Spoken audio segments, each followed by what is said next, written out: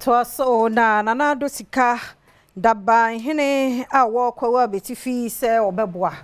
obamanani akọ ye pa mofra suku hu nsam e won mpesio no so no behwe so obeboa won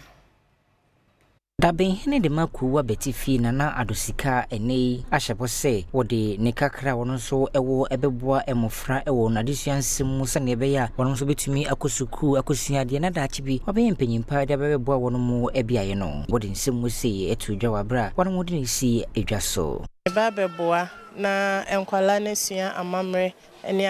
amanie na omu school so omakọ mani mehwe na omakọ mani momusia obroni de no na omusia efie so de ti mesre na nanom aka nyina se omumboa me na me di jumade hene dabe hene adwuma ne se ohwe na ohene ko bebia amamre ne na hofama no epejemu enti me ba behwe na mapejemu Ewana kunti hene de makuwa betifi na isia manso otoso miensa enso ehyebo ahinsam yentuaka obi anu obetua neka nto eno so fanto ni ekoto bem se eye adwuma yentuaka wo oba beye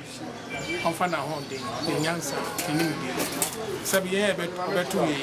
anya bibia ni enim obi ofri no ebia no woni amakakra wo ha odi ba ni ebobo ho ni de ni ya befa emre ko no obi hu se na muti na fi oba ajase yenim ewa rechi mu se obetumi aye yenyina wa ha ye beboa no ti manaba